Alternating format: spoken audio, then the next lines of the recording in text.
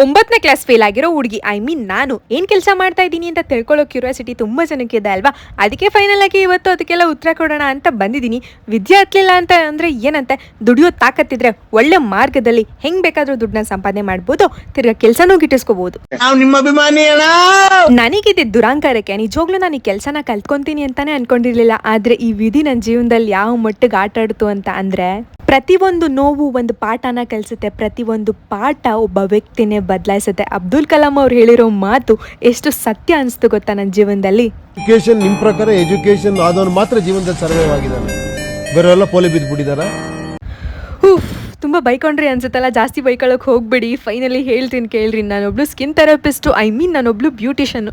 ಓದ್ದಲ್ಲೇ ಇರೋ ನನಗೆ ಇನ್ನೇನು IT ಕೆಲಸದಲ್ಲ ಕೆಲಸ ಕೊಡ್ತಾರೆ. ನೀವೇ ಹೇಳ್ರಿ. ನಾನೊಂದೆಲ್ಲರಿಗೂ ಹುಡುಗಿರಿಗೆ ಹೇಳೋಕ್ಕೆ ಇಷ್ಟಪಡೋದು ಏನಂತ ಅಂದರೆ, ದಯವಿಟ್ಟು ಕೈ ಕೊಟ್ಕೊಂಡು ಮನೇಲಿ ಕೂತ್ಕೊಳ್ಳೋಕೆ ಹೋಗ್ಬೇಡಿ. ಏನಾದರೂ ಒಂದು ಕಲ್ತ್ಕೊಳ್ರಿ.